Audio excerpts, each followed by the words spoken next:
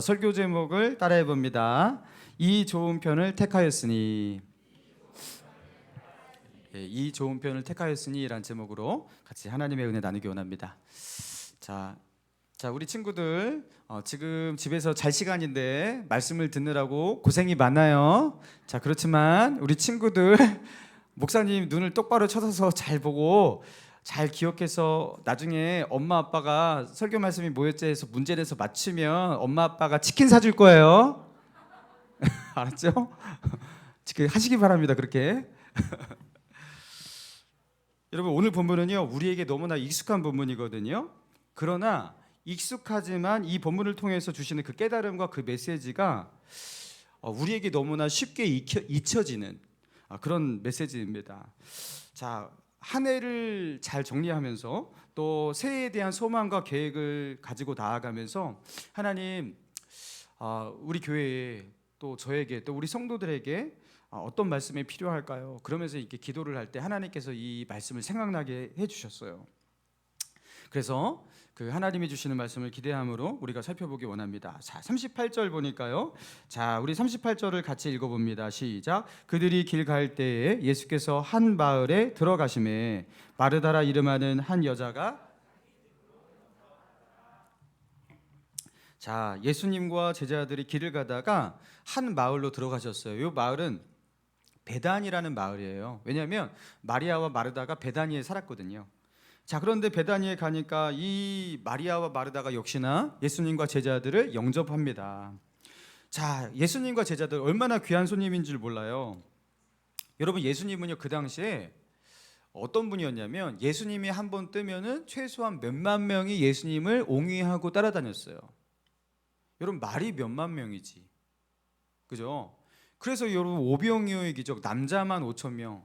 여러분, 그거 빈들 저기 외곽 지역으로 예수님께서 사람들이 너무 많으니까 저 외곽 지역으로 그렇게 쉬려고 나가는데 사람들이 거기까지 예수님을 막 따라와 갖고 막 예수님을 찾겠다고 따라와 갖고 그렇게 모였는데 남자만 5천 명, 아이들과 그 여자들까지 다 하면 거의 2만 명. 여러분, 예수님이 이 정도의 파급 효과입니다. 여러분, 그런 예수님이 슈퍼스타예요. 그 당시에는 예수님 얘기를 안 하면 대화가 안 될 정도였어요.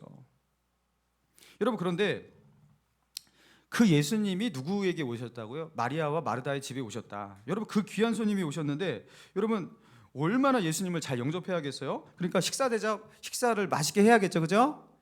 반찬을 김치만 내면 돼요, 안 돼요? 또 맛있는 것도 해야겠죠. 그렇게 맛있는 것도 하고, 그리고 예수님의 12제자 합치면 몇 명? 13명. 13명이 집에 들어오면 식사를 엄청 많이 해야 되잖아요. 그러니까 바쁘죠. 자, 그리고 일손이, 자, 여인이 보통 이제 그 음식 만드는 일을 하지 않겠습니까? 마리아와 마르다 2명이에요. 그러니까 얼마나 바쁘겠습니까? 자, 그런데 마르다가 언니였어요. 그리고 마리아는 동생이에요. 그러니까 둘이 힘을 합쳐서 한 사람은 밥을 짓고 한 사람은 뭐 이렇게 반찬을 한다든가 뭐 요리를 한다든가 손님 창을 차린다든가 막 이렇게 해야 돼요. 그리고 이 마르다는 언니로서 큰 책임감을 느끼고 잘 대접해야 된다, 이런 마음을 가지고서 큰 책임감을 느끼고 있었습니다. 그런데 너무나 황당스러운 일이 벌어지고 있는 거예요. 그게 뭐냐? 39절 시작. 그에게 마리아라는 동생이 있어 주의 발치에 앉아 그의 말씀을 듣더니, 자, 그에게 마르다에게예요. 마르다에게 마리아라는 동생, 여동생 하나가 있는데 그 마리아가 지금 뭐 하고 있다? 주님의 발치에 앉아서 뭐 하고 있다? 예수님의 말씀을 듣고 있다. 이게 뭐가 문제일까? 여러분, 이게 뭐가 문제일까요? 유치부 아이들 중에서 지금 이게 어떤 문제인지 파악하시는 분이 있습니까? 그 영재입니다. 눈치가 상당히 빠른 아이예요. 자, 그런데 이게 굉장히 큰 문제예요. 왜냐하면 예수님의 제자들, 예수님 이렇게 여러 손님들이 왔는데 지금 그 손님들 사이에 누가 껴 앉아 있었냐면 그 손님들을 대접해야 할, 너무나 바쁘고 지금 너무나 숨가쁘게 움직여야 할 그 여인 한 명이 마리아가 거기 앉아 있는 거. 그 손님들 사이에, 그것도 남자들 틈에 혼자서. 자, 여러분, 뭐가 문제인지 딱 보이죠? 여러분, 이거는요 꼭 마르다의 입장에 가보지 않아도 그냥 제3자의 입장에서 보아도 이거는요 판단이 서는 문제예요. 야, 이거 마리아가 너무 눈치가 없구나. 이거 철부지 아이도 아니고, 그럼 손님들을 위해서 손님 대접하는 일은 마리아 언니 혼자 하라는 일인가, 그런 생각이 들잖아요. 여러분 그런데 우리도 그런데 당사자 마르다는 얼마나 화가 나겠어요. 자, 그러니까 마르다가 어떻게 합니까? 40절 시작. 마르다는 준비하는 일이 많아 마음이 분주한지라 예수께 나아가 이르되 주여 내 동생이 그를 명하사 나를 도와주라 하소서. 자, 마르다가 누구에게 나아갔어요? 예수님에게 나아갔어요. 예수님에게. 그리고서 어떻게 해요? 이건 아니다 싶은 거예요. 당당하게 예수님께 나아가서 예수님께 나아가 이르되 주여 내 동생이 나 혼자 일하게 두는 것을 생각하지 아니하시나이까. 예수님께 말해요. 그러니까 마르다는요, 단순히 마리아에 대한 원망과 뭐 서운함 이것을 넘어서서 지금 그게요, 예수님에게도 서운한 거예요. 예수님에게도.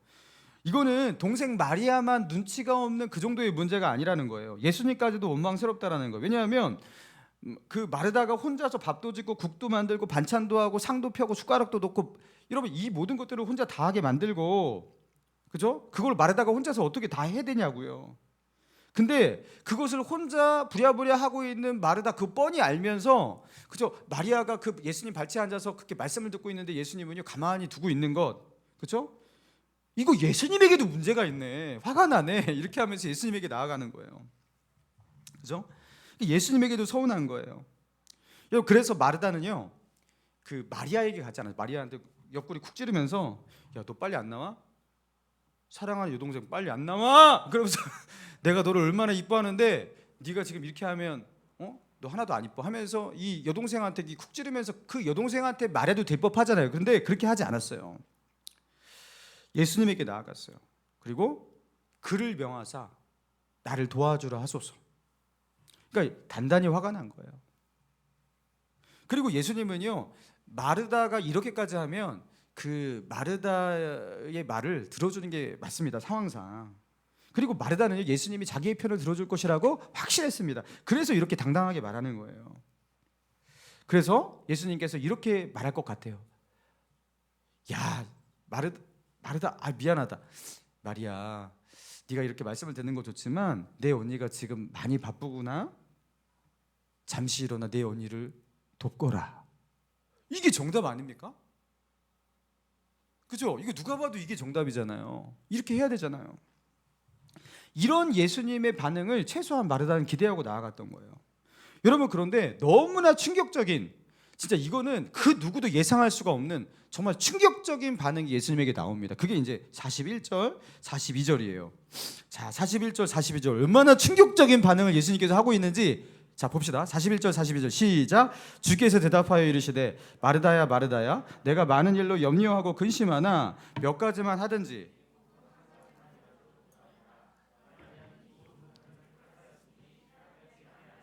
마르다야 마르다야 내가 많은 일로 염려하고 근심하지만, 여러분 지금 마르다는 예수님을 위해서 해야 할 일들, 그것이 너무나 많아서 분주하고 다급하고 그랬어요. 그러니까 음식, 그 손님들을 위해서 그 풍성하게 그 요리급 디시 이런 거 몇 개 정도 준비를 해야 할 텐데, 그죠? 근데 손이 부족해요. 그리고 예수님이 식사하고 난 뒤에 제자들과 함께 뭐 후식으로 뭘 내갈까, 차는 뭘 마실까, 과일은 어떻게 할까, 막 이런 거 여러 가지를 생각하는 거예요. 그런데 이런 근심, 염려, 이런 생각들, 이거 다 누구를 위한 거였냐면 예수님을 위한 거 아니겠습니까? 여러분 지금 이거 다 누구를 위해서 그러는 거예요? 지금 예수님과 그 제자들을 위해서 지금 이런 그 마음과 이런 생각, 이런 분주함이 있는 거 아니겠습니까?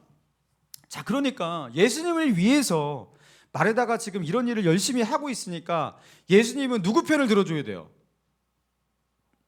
마르다 편을 들어줘야죠.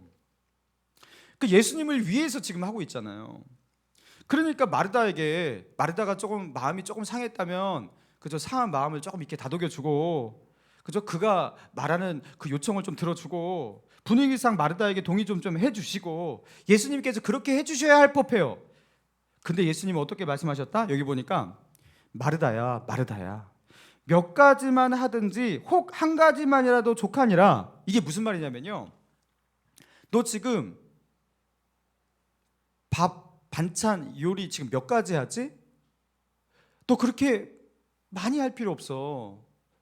몇 가지만 해도 돼. 이렇게 말하고 있는 거예요. 네가 지금 계획하고 있는 거 여러 가지잖아. 그 중에서 그냥 몇 가지만 해도 돼. 이렇게 말씀하시는 거예요. 아니면 한 가지만 해도 돼. 그거 만두 하나만 해도 돼. 이렇게 말씀하시는 거예요. 음식 한 가지만 내와도 상관없어. 그러니까 그 뒤에 말이 중요합니다. 너가 바쁘다는 이유로 여기서 내 발치에서 말씀을 듣고 있는 마리아, 이 마리아를 빼가지 마.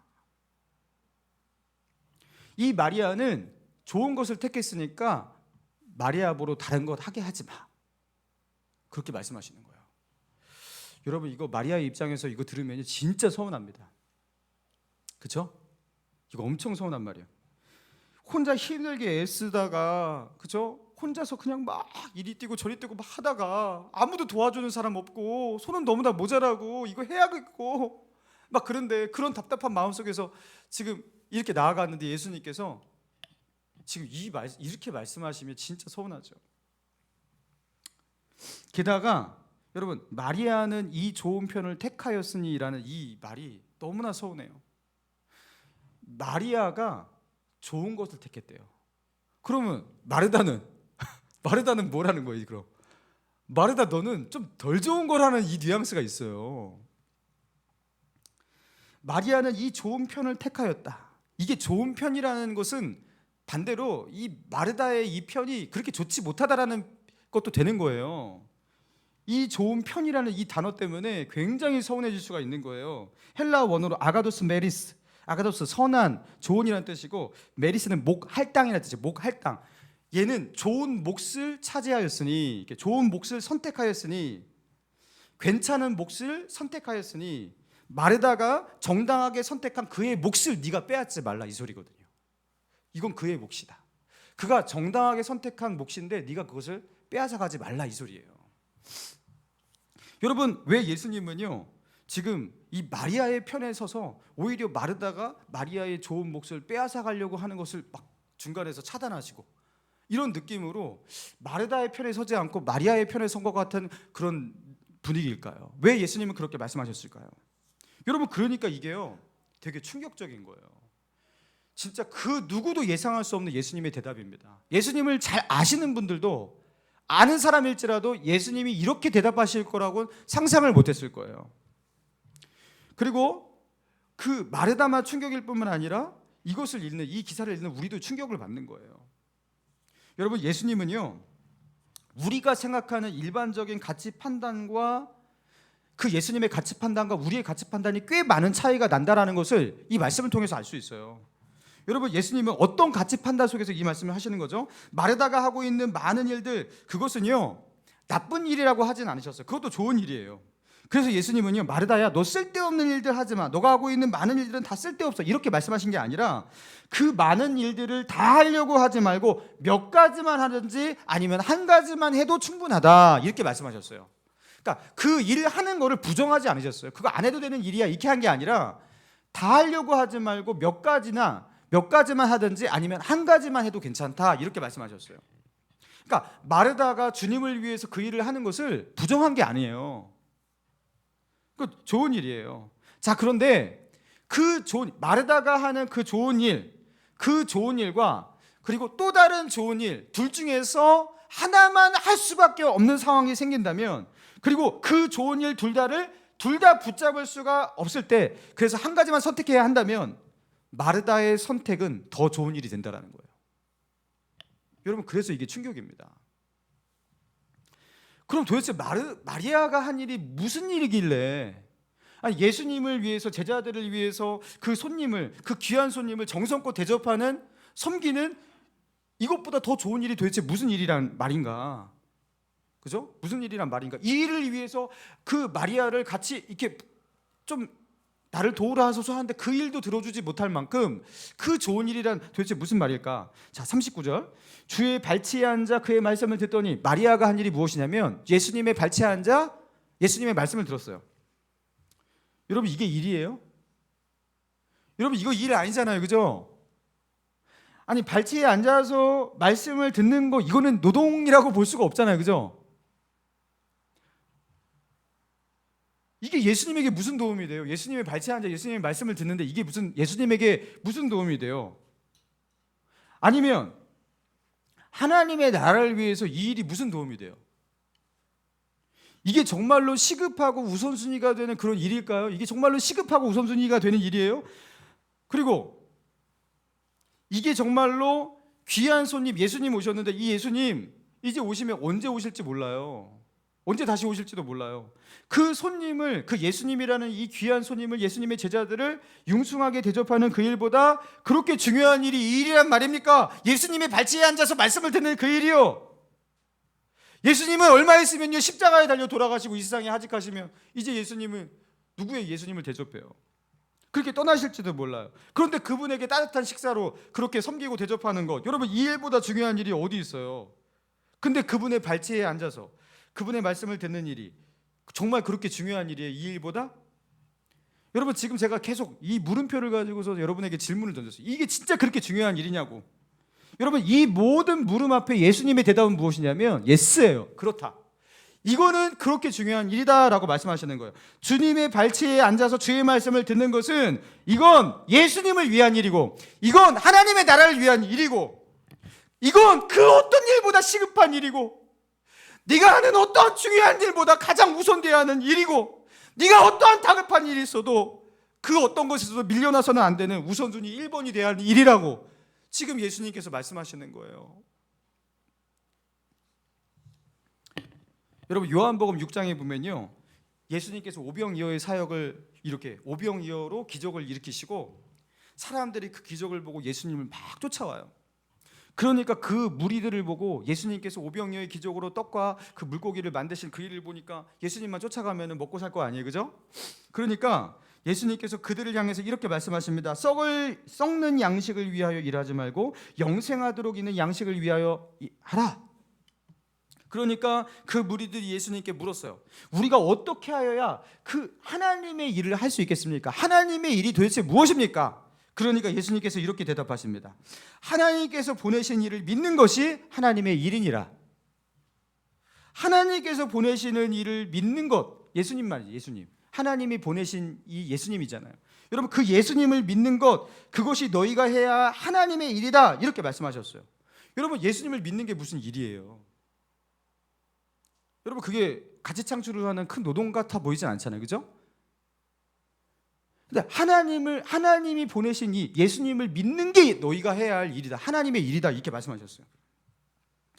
여러분 우리는 마음으로 뭐 하나님을 믿는 거 그게 무슨 일이야 이렇게 생각하지만 하나님이 보실 때 하나님께서 우리에게 기대하시는, 우리에게 너무나 기대하시는 가장 중요한, 우리가 해야 할 가장 중요한 하나님의 일은 이것이래요.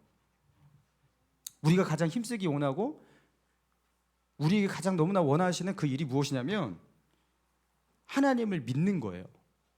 여러분 그런데 하나님을 믿으려면 어떻게 해야 됩니까? 관심을 가지고 그분에게 귀를 기울이고 들어야지 믿어요. 그리고 그렇게 관심을 가지고 귀 기울여 들으러 주께 나아오고 주님의 말씀을 듣고 그분을 알아가려고 하는 것, 그게 하나님이 원하시는 가장 중요한 일이고 하나님의 일이래요. 여러분 하나님의 관점과 우리의 관점이 얼마나 큰 간격이 있는지 여러분 여기서 우리가 느껴야 됩니다. 충격을 받으셔야 됩니다. 그래서 신명기 6장에 보면요, 그 하나님의 계명 율법이 신명기 6장부터 이제 율법 그런 것들이 이제 정확하게 선포가 되거든요. 여러분 그때 그 신명기 6장에 그 하나님의 계명 율법이 선포될 때 이렇게 시작해요. 신명기 6장이 쉐마 이스라엘 아도나이 엘로헤누 아도나이 에하. 이게 히브리어예요. 번역하면 우리 하나님 여호와는 오직 유일한 여호와시니 들으라 이스라엘아. 그 우리 하나님 여호와는 유일한 여호와시니 들으라 이스라엘아. 자 그런데 우리나라어로 번역하면 이렇게 번역되는 게 자연스러운데, 그러니까 하나님의 말씀을 들으라. 자 거기에 원문에서는요 쉐마 이스라엘 아도나이 엘로헤누 아도나이 에하 이렇게 되죠. 쉐마 이스라엘이 먼저 나와요. 쉐마가 무엇이냐면 들으라예요. 들으라 이스라엘아. 하나님은 유일한 주시니, 우리 하나님 여호와는 유일한 주시니 들으라 이스라엘. 들으라가 가장 먼저 나오는 단어예요. 들으라. 여러분 하나님의 율법이 선포될 때 가장 먼저 등장하는 그 우리를 향한 명령이 무엇이냐면 다른 것도 아니고 무엇이냐면 들으라였어요. 들으라. 여러분, 율법의 첫 번째로 나오는 그 하나님의 명령이 무엇이냐면 쉐마예요. 들으라. 여러분, 듣는 게 가장 중요하다라는 거예요. 쉐마 이스라엘. 여러분, 마태복음 17장에 보면요, 예수님께서 베드로, 요한, 야고보를 데리고 산에 올라가십니다. 그리고 순간 영화로운 그 영광스러운 형체로 변화되시면서 거기서 누구와 누구를 만나요? 모세와 엘리야를 만나서 예수님께서 그 예전에 수천 년 전에 있었던 모세와 수백 년 전에 있었던 엘리야를 그렇게 만나서 여러분 거기서 그렇게 담화를 나누셔요. 여러분, 그러면서 예수님의 세 제자가 예수님, 모세, 엘리야가 그 영광스러운 모습 속에서 그렇게 대화를 나누는 그 천상의 그런 어떤 그 대화를요 옆에서 그렇게 목격을 하는 거예요. 여러분, 그때 베드로가 그 황홀경 속에서 어떻게 말합니까? 주여, 우리가 여기 있는 것이 좋사오니 만일 주께서 원하시면 우리가 여기에 집을 셋을 짓겠습니다. 하나는 주를 위하여, 하나는 모세를 위하여, 하나는 엘리야를 위하여 집을 짓고 우리 여기서 그냥 살았으면 좋겠습니다. 그러니까 너무 좋았던 거예요. 여러분, 그렇게 베드로가요, 야, 너무 좋습니다. 여기 지금 이게 어디십니까? 여기서 그냥 집 짓고 삽시다. 막 이렇게 말하고 있는데, 여러분, 그때 호련히 빛난 구름이 갑자기 다가와 그들을 덮으며 거기서 소리가 나는데 어떤 소리가 났냐? 이는 내 사랑하는 아들이요 내 기뻐하는 자니 너희는 그의 말을 들으라. 지금 베드로에게 하신 말씀이에요. 베드로가 지금 뭐 하고 있어요?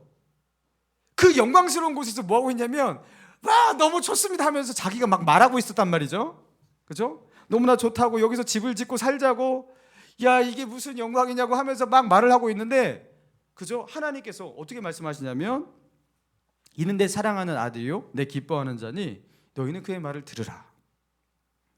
여러분, 이때는요 지금 말하는 때가 아니라요 들어야 될 때예요. 하나님의 영광의 순간이고, 그죠? 그리고 예수님께서 말씀하시는 순간인데 그때 들어야지. 그때 말하고 있으면 어떻게, 그죠?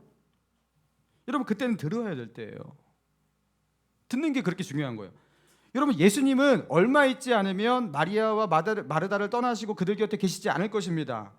지금 그들이 그래서 예수님을 위해서 할 수 있는 가장 위대한 일은 다른 것이 아니에요. 그 예수님에게서 듣는 것이었어요. 그 예수님에게서 다시 들을 수가 없거든요. 그 예수님에게서 듣는 것이었어요. 그러나 마르다는 그분을 위해서, 예수님을 위해서 융숭한 밥상을 차려서 대접해 주는 것, 그것이 그분을 위해서 더 좋은 일이고 그분을 위하는 일이고 그분을 기쁘시게 하는 일이라고 생각했어요. 자, 그런데 예수님의 입장에선 달랐어요. 예수님을 위하는 것은, 나를 위하는 것은 나의 말을 듣는 것이다. 왜입니까? 결국에 예수님의 말씀을 듣는 자들이 예수님의 뜻을 이루게 될 것이에요. 예수님을 위해서 밥상을 차려주는 자가 역사를 만들어낸 것이 아니라 예수님의 말씀을 경청하고 듣는 자들을 통해서 예수 그리스도의 복음이 증거될 것이고 예수 그리스도의 나라가 선포될 것이고 이 세상 가운데 예수님의 빛을 비추게 될 것이고, 여러분, 예수님의 말씀을 듣는 자들이 그 모든 것을 할 것이에요.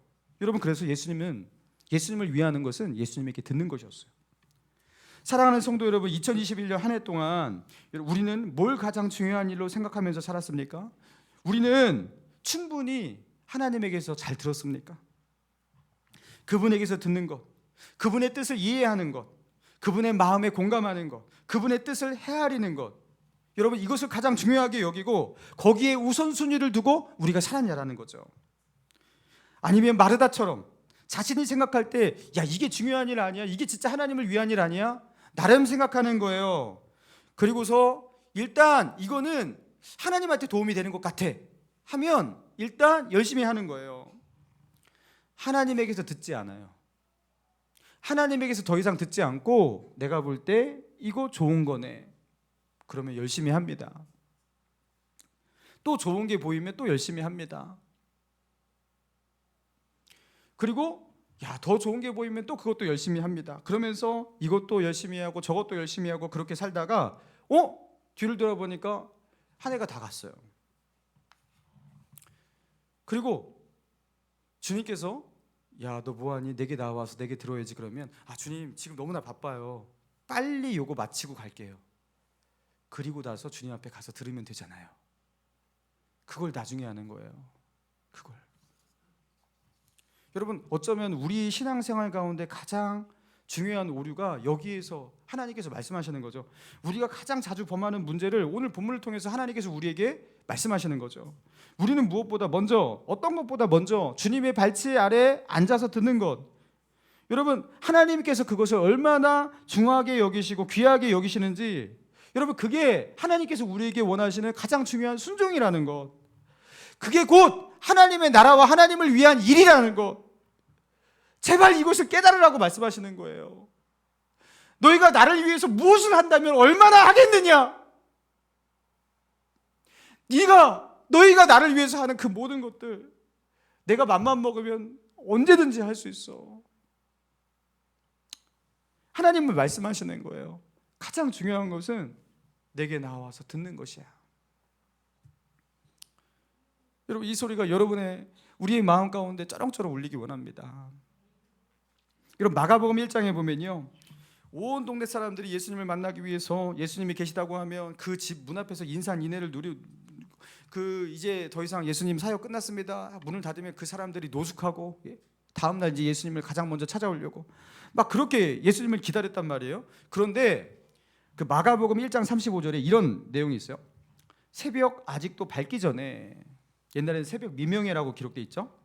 예수께서 일어나 나가 한적한 곳으로 가자 거기서 기도하시더니, 예수님께서 사람이 없는 한적한 곳을 찾아서 새벽 미명에 그렇게 가셨대요. 기도하셨대요. 자, 그런데 그렇게 기도하실 때 제자들이 예수님을 찾으러 거기까지 왔습니다.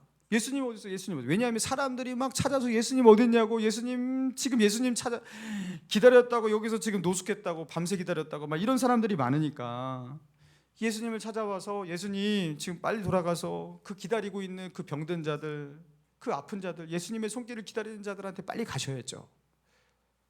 그래야지 우리 오늘 점심이라도 먹지 않겠습니까? 시간이 없어서 우리 어저께도 밥을 많이 굶었습니다. 막 이렇게 하면서, 그러니까요, 모든 사람이 주를 찾나이다 그러면서 예수님을 그저 독촉을 했어요, 제자들이. 그러니까 빨리 가자고, 빨리 그들에게 가서 사역을 시작하자고. 여러분, 그런데 예수님께서 어떻게 대답하셨냐면 마가복음 1장 38절에 우리가 다른 가까운 마을들로 가자. 아니야, 여기서 떠나야 돼.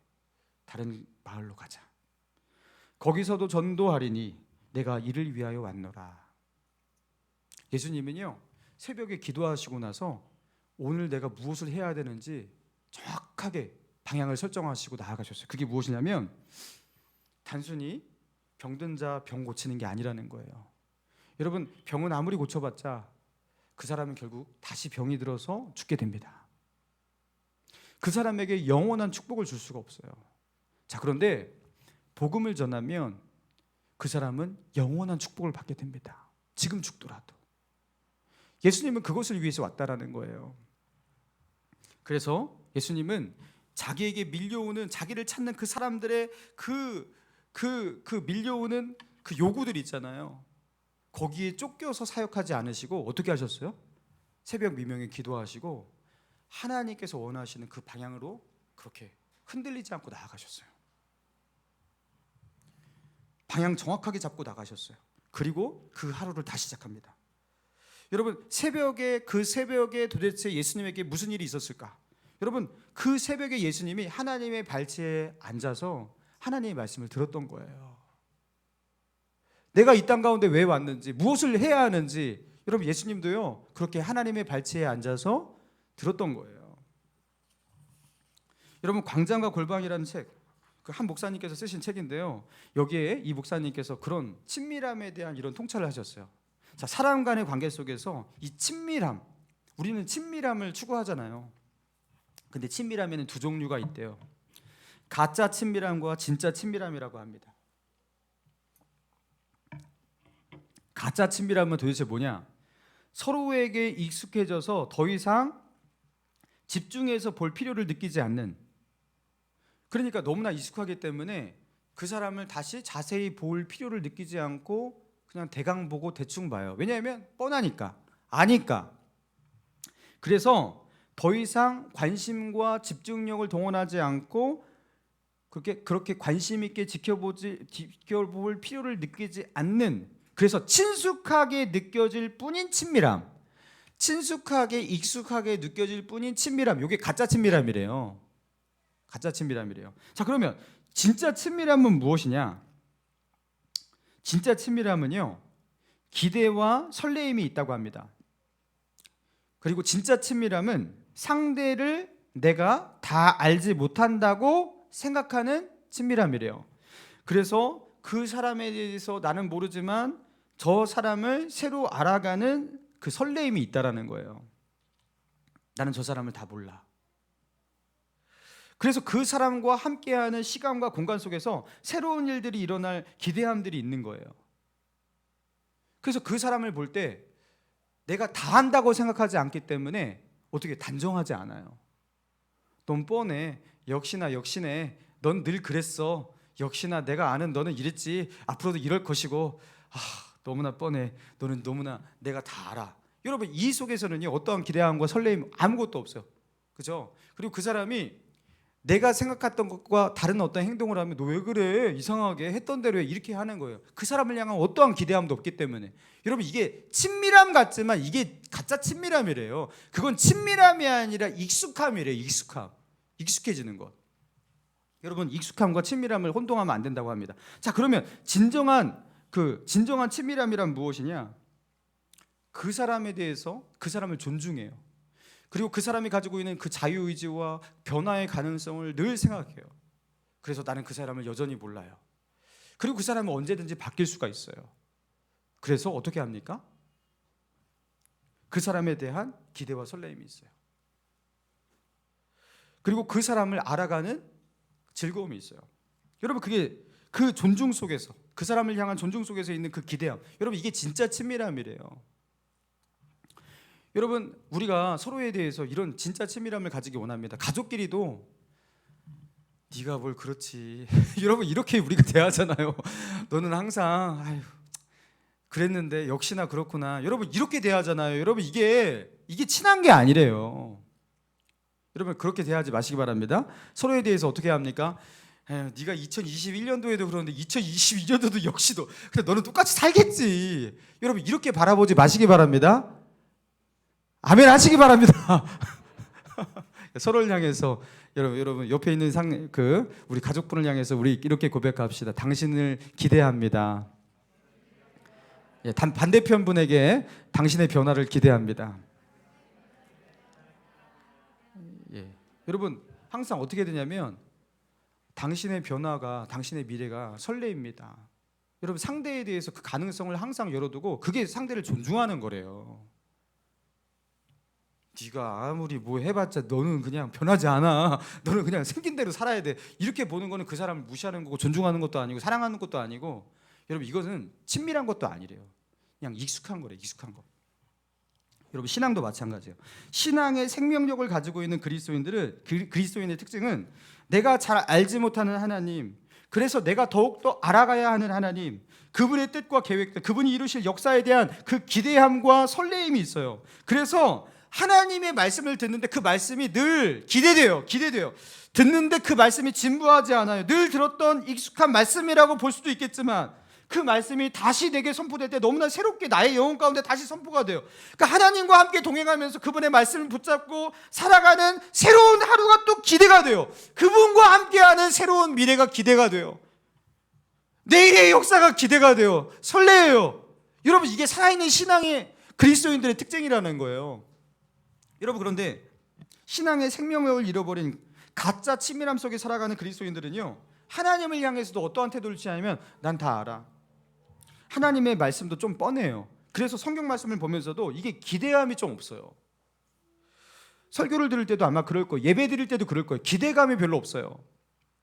그리고 목사님이 하는 말, 뭐 신앙적인 권면, 내가 예상한 틀 안에서 크게 벗어나지 않는, 기대되지 않고 뻔하고 진부한 이야기, 늘 신앙적으로 뭐 기도하라고 그렇게 말하겠지. 그래서 내가 다 아는 것 같아요. 차라리 뭐가 더 기대가 되냐면 세상의 처세술이라든가 심리학적 이론이라든가 전문가들이 하는 그런 말이라든가 그런 것들이 더 신선하고 기대가 돼요. 차라리.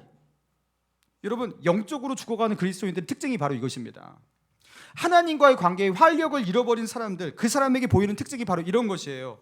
자기는 그것을 익숙하다, 좀 알아서 그렇다, 신앙의 연륜이 있어서 그렇다, 여러분 그렇게 착각할지 모르겠지만 그거는 분명하게 무엇입니까? 하나님을 향한 기대와 소망이 없어진 사람이에요. 그리고 하나님을 향한 믿음의 생기를 잃어버린 사람에게 나타나는 특징들이에요.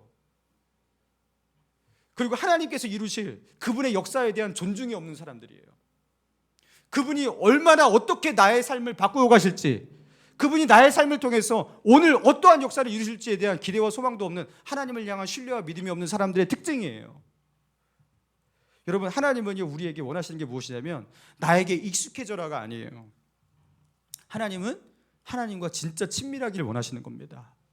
하나님을 진짜 알아가길 원하시는 겁니다.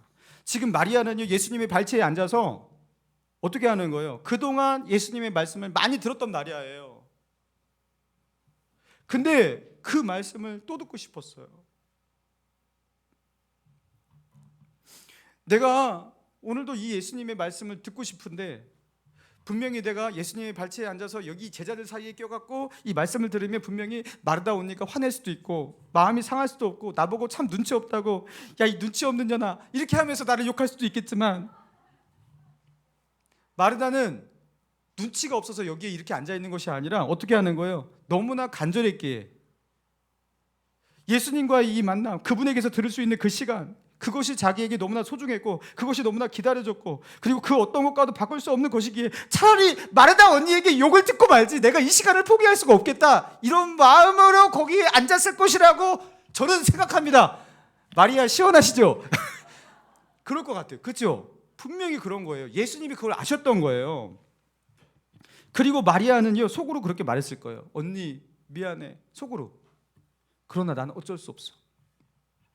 그런 마음으로 마리아는 예수님의 발치 아래에 앉아 있었던 거예요.